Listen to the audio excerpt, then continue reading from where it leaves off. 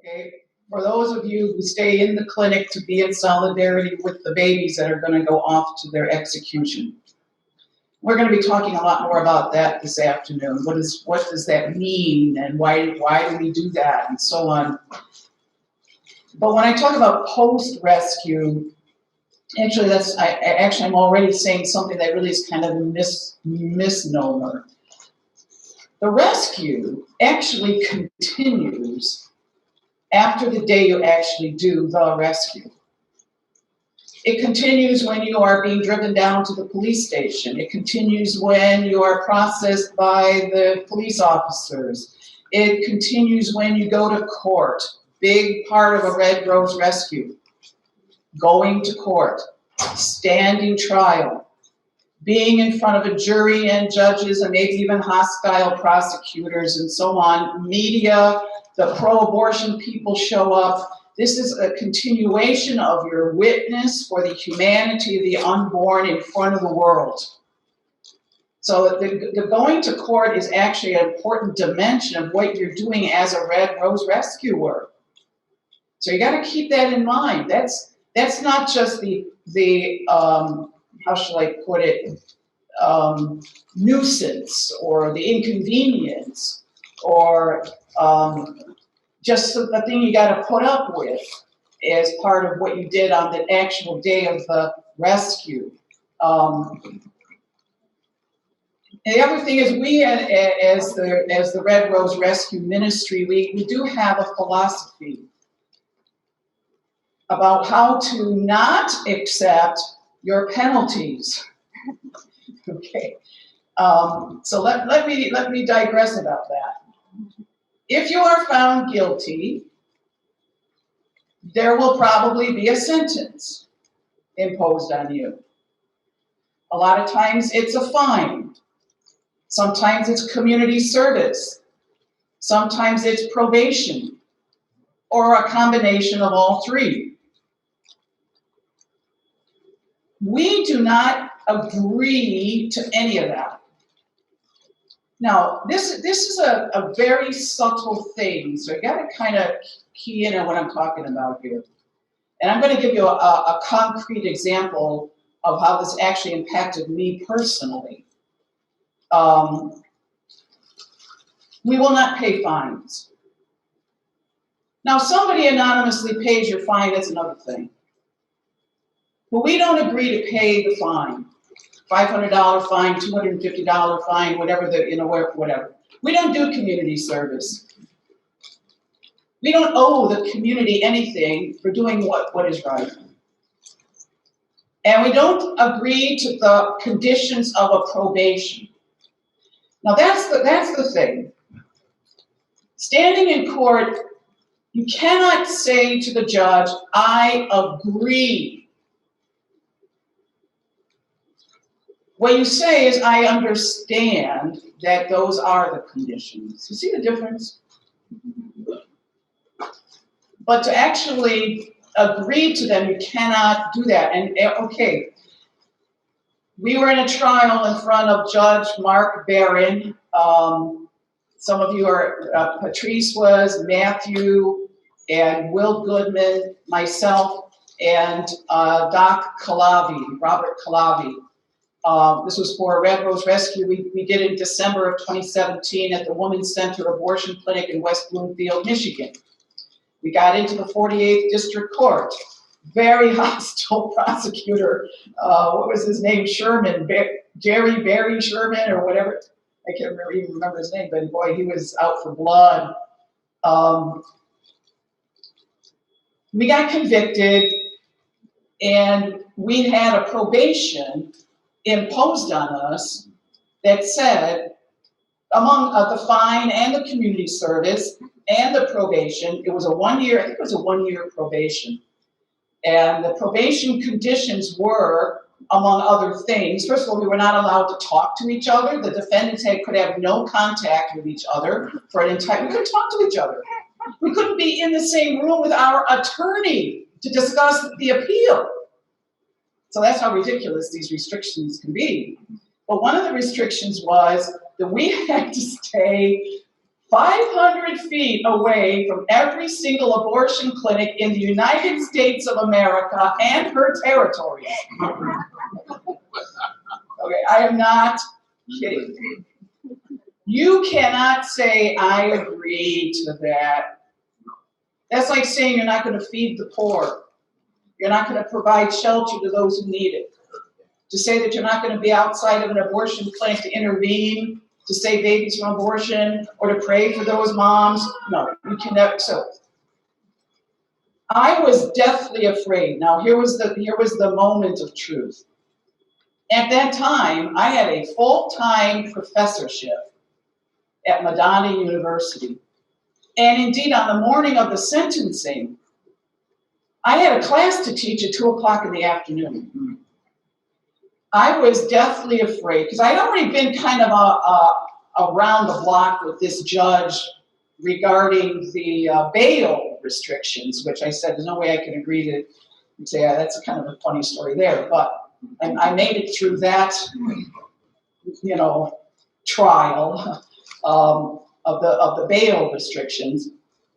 But now, was Judge Barron going to require that we agree to these penalties, to agree to abide by them? And in particular, those probation restrictions. And my attorney, God bless that man, Robert Muse of the American Freedom Law Center, what a great attorney. And Will Goodman was sitting over here, and Matthew was sitting over there, and Patrice was somewhere, but whatever. I was completely in my private spiritual zone, as if time had stopped. And I had to focus. It was, I think, probably the most intense 12 minutes of spiritual focus that I have ever had in the middle of this courtroom,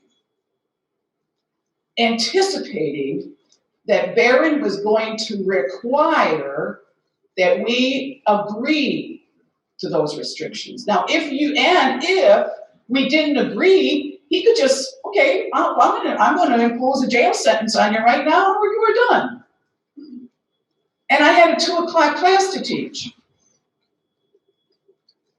So I had to say to myself, I cannot do it. If he requires that we have to agree to those restrictions, I have to say, Your Honor, and with all due respect, I cannot agree. I understand you're imposing them. I understand what happens if I don't abide by them, but I cannot agree. And I was ready to risk my job. Well, as it turned out, I eventually did get let go at Madonna, but that was like a year later. But I had to do that. In fact, I remember turning to Lynn Mills, who was sitting in the courtroom. I said, Lynn, you need to call Madonna University if I get dragged out of here because I cannot, because they'll just take you right then and there, okay? Or maybe they'll give you a report date, but whatever. I could have been taken right then and there.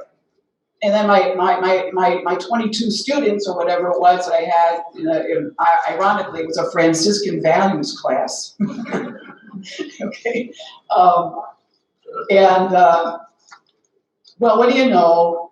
He didn't require that we agree. Wow, did I breathe a sigh of relief. Now, speed up to June 1st of 2018. Will Goodman and I, first of all, I knew there was no way I was going to abide by that probation. There was no way I was going to stay away from an abortion clinic, okay?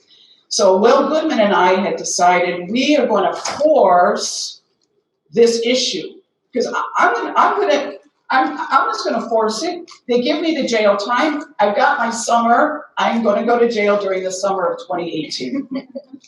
Okay? Now, here's another funny part of this thing. I tried to break those restrictions. Okay, for example, Lynn Mills, I had to go report to a probation officer. Okay, that was the other thing. It was part of our penalty. You got to report to a probation officer. By the way, I gave her a copy of my book. And I had anticipated that I was going to be reported back to the judge because I did not pay the fine.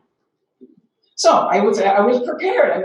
I'm ready to go. So that's why Lynn drove me to the meeting with the probation officer. And so I walk in. Her name was Jackie, and I sat down, and I was prepared for her to look at her screen and to say, well, you haven't paid your fine. But she looks on the screen and she says, somebody paid your fine. Okay, somebody paid my fine. Then I decided not to show up. So a few weeks later, I decided I was supposed to report for my community service.